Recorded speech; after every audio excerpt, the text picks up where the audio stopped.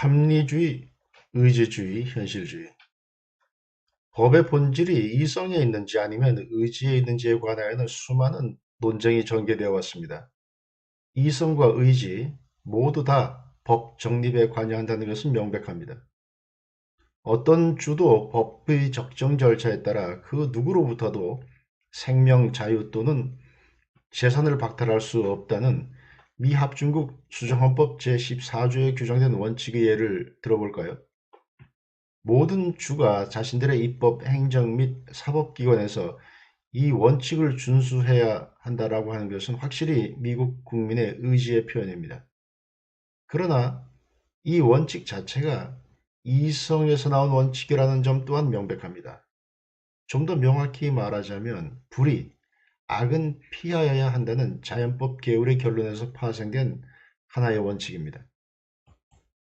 모든 법에 이성과 의지는 존재하는데 문제는 법의 본질이 이 두 가지 중 무엇이냐 하는 것입니다. 의지만으로 법이 형성되는 것은 분명 아닙니다. 법 개념 자체는 의지와는 반대됩니다. 토마스 아퀴나스는 모든 법은 이성과 입법자의 의지로부터 나온다. 하나님의 법과 자연법은 하나님의 이성적 의지로부터 나오지만 인간의 법은 이성에 의해 규제되는 인간의 의지로부터 나온다. 라고 합니다.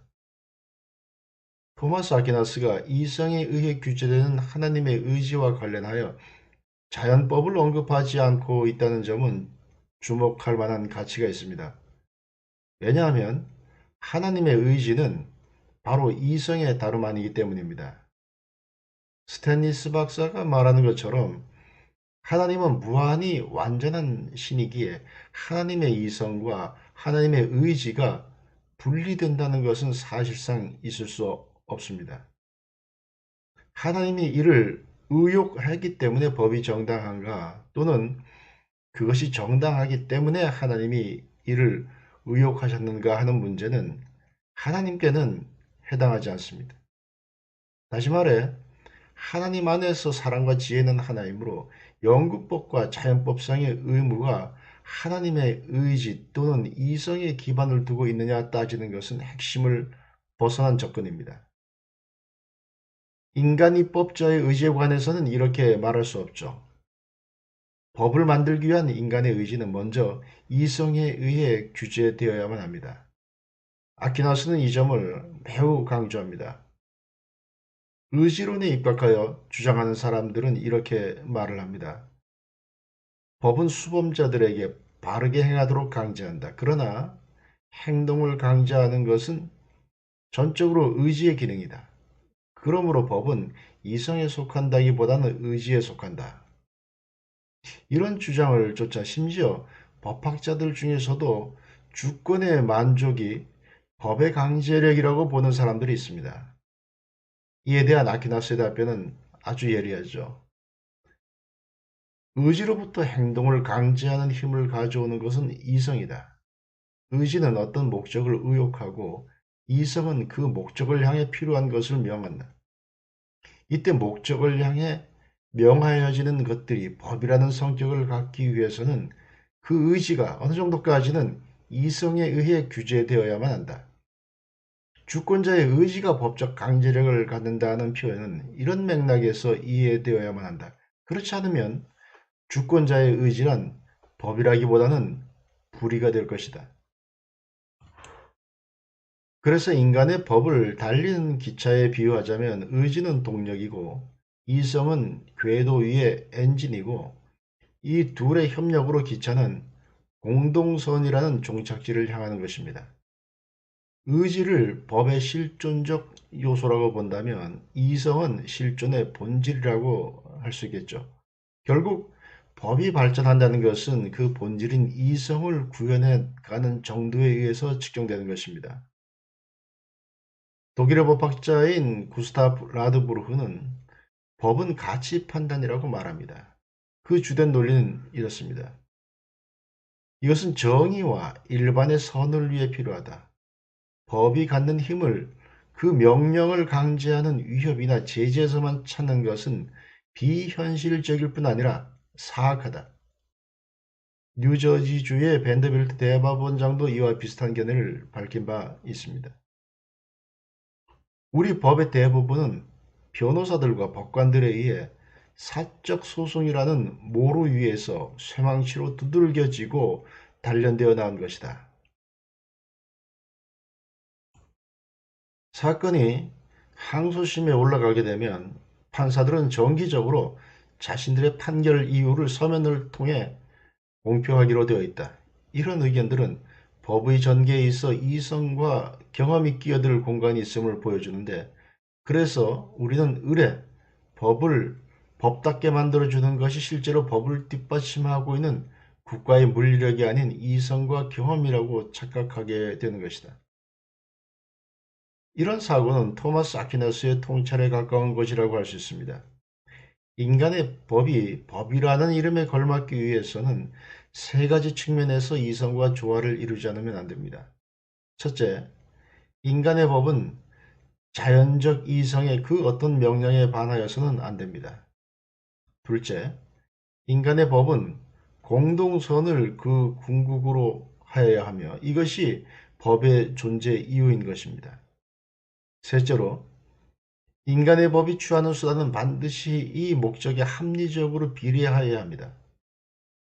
법의 정당성은 인간의 법이 이러한 요건들을 얼마나 잘 충족시키는가에 달려 있다고 하겠습니다. 물론 그렇다고 해서 인간의 법 체계가 이성의 완벽한 구현이 될 수 있다는 뜻은 아닙니다. 사실 토마스 아퀴나스가 말했던 것처럼 불완전에서 완전으로 점차적으로 나아가는 것이 인간 이성에게는 자연스러운 것으로 보입니다.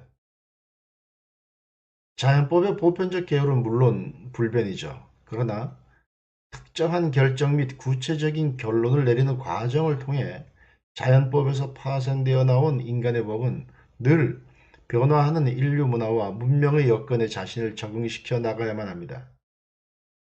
게다가 자연법이 인간 이성과 밀접한 관계가 있는 한 인간 이성이 자람에 따라 자연법도 자라게 됩니다. 아퀴나스가 자연법은 덧붙이는 방식으로 변할 수 있다고 한 이유는 바로 이런 점 때문이죠. 자꾸 말의 땡은 이렇게 말한 바가 있습니다. 자연법은 쓰여 있지 않은 법이다. 자연법에 대한 지식은 인간의 도덕의식이 발전함에 따라 조금씩 증대되어 왔다. 우리의 도덕의식 속에 있는 법에 대한 지식이 아직 불완전하다는 사실은 의문의 여지가 없으며 인류가 존재하는 한 그것은 계속 발전하고 더욱더 정제될 것이다. 복음이 인간의 본질 깊숙이 침투하게 되면 비로소 자연법은 꽃피고 온전해질 것이다.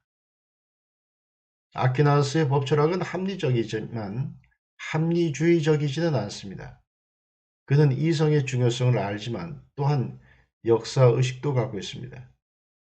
그는 시간에 따라 합리성이 점차 발전할 것으로 믿습니다. 그는 합리주의와 비합리주의의 두 가지 오류를 다 피합니다. 근대 합리주의의 건전한 핵심은 이성을 강조하는 데 있지만 그 오류의 씨앗은 이론이성과 실천이성을 정확히 이해 못하는 무지에서부터 시작되었습니다. 많은 법학자들은 법을 마치 자연과학처럼 이론이성에 속하는 것처럼 취급합니다. 이런 사람들은 불가피하게 자기 확신이라는 환상에 빠지게 되죠.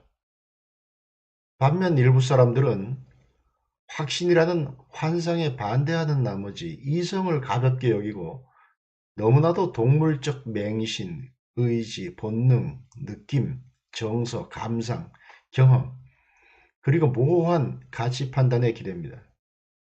이론이성은 윤리와 법과 같이 인간이 부딪히는 현실적인 문제들에는 작동하지 않는다는 사실을 알고 실천이성의 참다운 성격을 알지 못한 채 이성을 집어던지고 역사와 심리학에서 답을 찾으려는 사람들도 있지만 역사와 심리학은 설명만 할 수 있을 뿐 정당성을 제공하지는 못합니다. 많은 현대의 사상가들은 프라이팬에서 버둥대다가 불로 뛰어드는 물고기와도 같습니다. 현대 철학이 범하고 있는 잘못에 가장 많은 책임이 있는 것은 실천이성에 대한 칸트의 잘못된 개념과 그가 실천이성을 감성과 신앙의 자리에 갖다 놓은 점이라고 생각합니다. 법학과 기타 윤리학에 있어 실천 이성을 바라보는 아퀴나스식 사고와 칸트식의 개념을 구별하는 것보다 더 중요한 일은 없습니다. 아퀴나스에게 있어 실천 이성은 이론 이성에 대비되는 것이고, 칸트는 실천 이성은 순수 이성의 반대되는 개념으로 보았는데, 그렇게 해석하니 실천 이성은 뭔가 좀 순도가 떨어지지만 그냥 예의상 이성으로 불러주는 무언가처럼 보이게 되는 것입니다. 아퀴나스에게는 실천 이성이나 이론 이성 둘 다 본질적으로 같은 기능을 합니다. 이론 이성은 주로 인과관계와 관련 있는 문제를 직면하는 이성입니다. 실천 이성은 이론 이성과 같은 것이지만 주로 목적과 수단을 다루는 다른 쪽의 문제를 직면하도록 하는 것입니다. 이 둘의 차이는 직면하는 대상의 차이에 있는 것이지 이성 그 자체에 있는 것이 아닙니다. 이 점에 관한 토마스 아퀴나스의 입장은 아래와 같은 설명을 통해 매우 명확하게 드러나죠. 학문적 연구의 모든 분야에서 확실함이란 다 같은 종류일 수는 없다. 대가의 경지에 이른 연구자라면 그 학문적 성격으로부터 나올 수 있는 그 이상의 확실성을 요구하거나 그 이하도 요구하지 않을 것이다. 수사학적 설득과 수학적 진리를 같은 수준에 놓는다는 건 거의 죄악에 가깝다. 웅변가로부터 수학적 증명을 요구하는 건 역시 마찬가지다. 정확도는 사물의 성질에 달려 있습니다. 자연과학은 좀 더 높은 정확성을 제공할 것이고, 윤리학이 제공하는 정확도는 비교적 낮을 것이지만 합리성에 있어서 양자는 동일합니다. 칸트의 입장은 그에 져서 순수이성 비판에서 다음과 같이 드러나고 있죠. 비판적 견지에서 볼 때 도덕론과 과학이론은 각각 자기 영역 내에서는 진리일 수 있다. 그러나 비판이라는 것을 통해 실제 세계에 대한 우리의 피할 수 없는 무지를 깨닫기 전까지는 이러한 인식의 틀이 존재함을 알 수가 없었고, 과학적으로 알 수 있는 것들조차 단순한 현상으로 인식하는 것으로 그치게 만들어버렸다. 그래서 나는 믿음의 여지를 발견하기 위해서는 먼저 하나님, 자유, 그리고 영생에 대한 우리의 지식을 부인하는 것이 필요하다는 사실을 발견했다. 그렇다면 칸트의 전 비판 체계가 하나의 무엇을 위한 경건한 동기에 있음은 명백합니다. 이것은 철학자의 전제로서는 칭찬할 만하지만 지적인 관점에서 볼 때는 극단적인 두 길만을 그 위에 둠으로써 현실을 왜곡하고 있는 것이죠. 결국 칸트가 밝힌 대로 이성은 믿음의 장벽이고 믿음은 이성의 장벽인가? 나로서는 칸트보다 깊은 심리학적 및 형이상학적 통찰력으로 정밀함을 갖춘 현대적 사고가 믿음과 이성을 그렇게 일도 양단식으로 나누고 그렇게 극단적 무비판적으로 수용하는 것에 만족할 수 없습니다. 이 사실은 이성 가운데 신앙이 있으며 이 신앙 가운데 이성이 있는 것이죠. 여기에도 다른 모든 것과 마찬가지로 서로 상대가 알아차리지 못하는 사이에 그림자를 들이우는 중간지대가 있습니다. 결국 따져보면 자연과학, 윤리학 및 미학 사이에 합리성이나 지성에서의 본질적인 차이는 없는 것입니다. 와킨이 던진 질문과 같이 이성은 신뢰할 만하다는 직관과 석양이 아름답다거나 잔인함은 나쁘다는 직관이 어떻게 다르다는 것입니까? 그러나 칸트가 실천 이성을 믿음과 도덕적 정서로 밀어낸 까닭에 그의 추종자들은 두 개의 큰 집단으로 나뉘고 말았습니다. 한 집단은 실천 이성을 그들의 체계에서 내버리고 순수 이성의 방법론을 윤리학에마저 적용했습니다. 반면 다른 한 집단은 비합리주의자들, 낭만주의자들, 의지주의자들, 실용주의자들 및 사이비 철학자들이 되고 말았습니다. 헤겔, 니체, 창조적 진화론의 초기 앙리 베르그송과 같이 칸트에서 벗어나 독립적이라고 선언한 사람들조차도 주관을 자의적으로 객관화함으로써 이원주의를 극복하려 안간힘을 쓰는 한 여전히 칸트의 영향하에 놓여 있는 것입니다.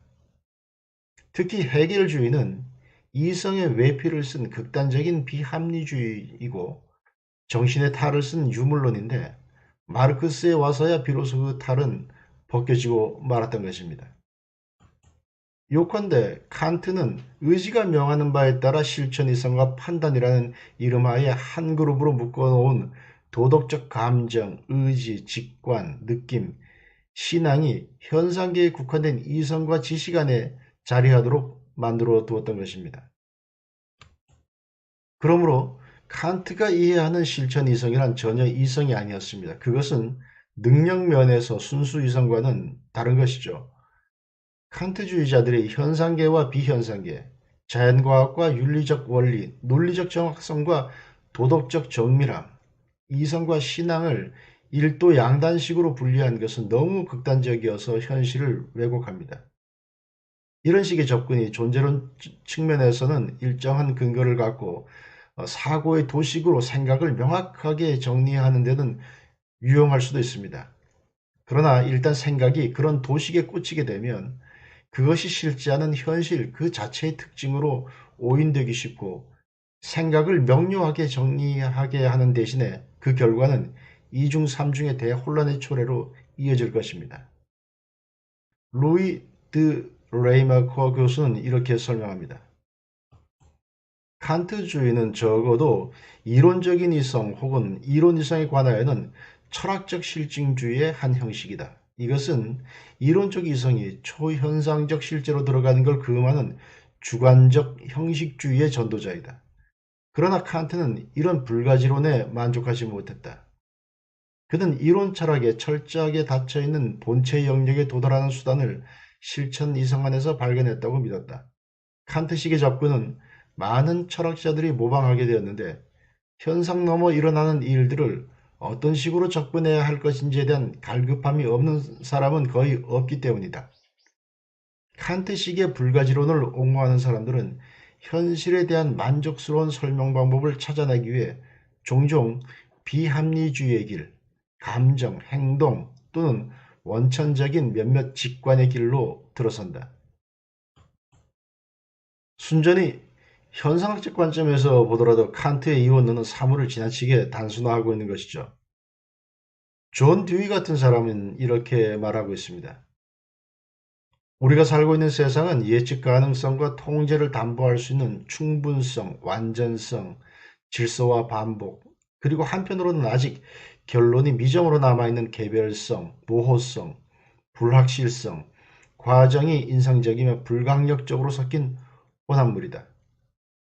이것들은 기계적으로 섞여 있는 것이 아니고 마태복음 13장에 나오는 비유 속에 곡식과 가라지처럼 극도로 섞여 있다. 이것은 경험적 현실이라는 아퀴나스식의 관점과도 유사한데 내내 일관된 견고한 균질 덩어리도 아니고 속속들이 단절된 입자들을 모아둔 것도 아니며 내부에서 미묘하게 차별화되어 있다. 그러므로 경험 철학에서의 아퀴나스식 관점은 이원론적이라기보다는 다원론에 가깝다고 할 수 있습니다. 법적 현실도 마찬가지죠. 법학은 법적 현실 전반을 마주대하여 참다운 학문적 기풍으로 씨름해야 합니다. 법학은 깔끔하고 명확히 보이도록 하기 위해 제멋대로 법적 현실의 일부만을 따로 떼어 학문을 위한 학문의 상아탑을 쌓아서는 안 됩니다. 참된 학문적 기질을 가진 법률가라면 법을 마치 이론 이성에 속하는 것처럼 다루지는 않을 것입니다. 그는 재료를 그가 원하는 대로가 아니라 있는 그대로 다룰 것입니다. 그는 단지 칸트식 개념의 순수 이성에 적합하지 않다는 그 이유만으로 정의를 불합리한 관념으로 치부하지 않을 것입니다. 신칸트주의자들은 크게 슈타함너와 켈젠으로 각각 대표되는 두 가지 학파로 분리될 수 있습니다. 슈타너 쪽은 정의의 문제를 순수이성의 방법론으로 다루죠. 칸트의 체계를 더 객관적으로 이해하는 것으로 보이는, 다시 말해 실천이성에 대한 칸트식의 개념에 내포된 실천이성은 사실상 이성이 아니라 감성이라 보는 견해에 동조하는 켈젠 쪽은 정의의 문제를 불합리한 관념으로 관조해서 법학은 합리적이어야 한다면서 여기에서 제외해버렸습니다. 나는 양쪽에 다 같이 깊은 경의를 갖고 있습니다. 이들은 각각 자신의 분야에 있어서 지대한 공헌을 한 바 있습니다. 슈탄너의 그 정법론은 법이론이 순수한 실증주의로 퇴행하는 것을 막았고, 켈젠의 법질서와 법 규범체계 각종 단계설은 분석법학에 귀중한 공헌을 하였습니다. 그러나 슈탄나와 켈젠 둘 다 칸트의 순수이성과 실천이성의 순진한 분리를 무비판적으로 받아들인 까닭에 출발점 자체가 잘못되었고, 이것은 결과에까지 영향을 미치고 있습니다. 슈탄너의 책에는 비판적 이상주의란 깃발 아래 합리주의의 재판이고, 켈젠의 순수법론은 법학의 영역에서 정의라는 관념을 단순히 감정으로 여겨 불합리한 것으로 배제하는 순전한 법 실증주의입니다. 괴테는 관념에서 떠나는 사람은 결국 개념조차 가지 못한다고 했습니다. 슈탐너는 이 말을 켈젠보다는 더 잘 이해했던 것 같습니다. 내 생각에 관념은 본질과 연관이 있고 개념은 존재와 연관되어 있습니다. 본질에서 떠나는 법 실증주의자들은 마침내 존재까지도 잃게 되고 말 것입니다. 아퀴나스식 관점은 합리주의와 비합리주의 또는 의지주의 모두에 대하여 답을 제공합니다. 합리주의에 대하여 아퀴나스는 법은 인과의 문제를 다루는 이론이성이 아닌 수단과 목적을 다루는 실천이성에 속하는 것이라고 말합니다. 이론이성이 그 본질과 양상이 서로 달라질래야 달라질 수 없는 자연현상과 연관된 필연적 사물의 잣대라면, 실천이성은 이성과 함께 자유의지를 각각 부여받고 있으면서 목적에 대한 평가 및 목적에 이르는 수단에 대한 선택 역시 저마다 달리하는 인간의 행위로부터 나오는 우연적 사정의 가늠자라고 할 수 있습니다. 이론이성의 경우 일반적 상황에서나 개별적 상황에서 다 필연성이 있습니다. 반면 실천이성의 경우 일반 원칙에서만 필연성이 있고 개별적 사정의 내부로 들어가면 갈수록 필연성의 여지는 줄어들게 되죠. 인간들이 천사거나 아담이 원죄로 낙원에서 쫓겨나지 않았더라면 얘기가 달라졌을지도 모르겠습니다. 사실 확률 내지 개연성이 세세한 문제에 부딪힐 때마다 삶의 안내자가 되어주는 것만은 틀림없습니다. 한편 비합리주의자들에 대하여 아퀴나스식 관점에서는 실천이성도 모호한 판단이나 맹목적 의지가 아니라 여전히 이성이며, 비록 일반 명제가 구체적 사건을 결정하지는 않지만 그럼에도 불구하고 법이라는 구조물이 세워지기 위한 불가결한 토대라고 답할 것입니다. 토마스 아퀴나스가 말했던 것처럼 세부적 사안으로 들어가면 절대적 정확성은 없을지라도 상대적 정확성은 여전히 있을 것이기 때문입니다. 이런 문제들에 있어 토마스 아퀴나스는 전적인 이성이나 전적인 비이성 이런 말을 쓰지 않고 다소 이성적이라는 표현을 쓰고 있습니다. 사람이 연관된 문제를 다룰 때 가시적이며 완벽한 입증을 요구하기는 어렵다. 다만 웅변가가 사람들을 설득하는 재주에 들어있는 것처럼 일정한 추론적 확률을 얻어낼 수 있다면 그것으로 충분하다.